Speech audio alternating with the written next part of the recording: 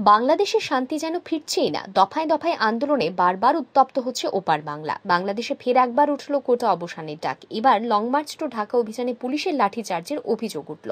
দফায় দফায় সংঘর্ষে ব্যাপক উত্তেজনা ছড়ায়, অনেক পড়ুয়া আহত হয়েছেন। শাহবাগে এসে আন্দোলনকারীদের কাছে ক্ষমা চান ঢাকা মেট্রোপলিটন পুলিশের কমিশনার। সরকার বদলেছে, কিন্তু বাংলাদেশে ছাত্র আন্দোলনের ছবিটা একই রয়ে গিয়েছে। গত বছর কোটা সংস্কারের দাবি শেখ হাসিনা সরকারের বিরুদ্ধে গর্জে উঠেছিল ছাত্র যুবরা। এবার ইউনূস প্রশাসনের বিরুদ্ধে পথে নামতে বাধ্য হলো তারা।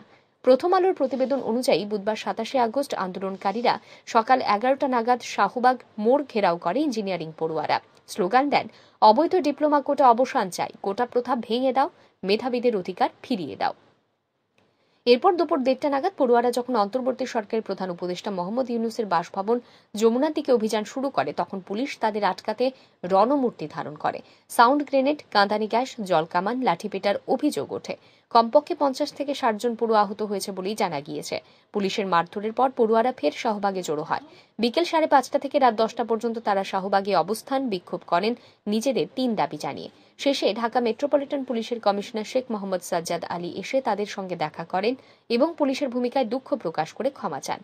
আজ বৃহস্পতিবার তদন্ত কমিটি গঠন করে যথাযথ ব্যবস্থা নেওয়ার আশ্বাস দেন তিনি। তার প্রতিশ্রুতিতে আন্দোলনকারীরা রাস্তা ছাড়লেও আন্দোলন চলবে বলেই জানানো হয়েছে। আজ সব প্রকৌশলী বিশ্ববিদ্যালয়ে কমপ্লিট শাটডাউন অফ ইঞ্জিনিয়ার্স কর্মসূচি পালন করা হবে। কোনো ক্লাস পরীক্ষায় বসবেন না তারা। বুয়েট কর্তৃপক্ষের তরফেও পুলিশের ভূমিকার তীব্র নিন্দা করা হয়েছে।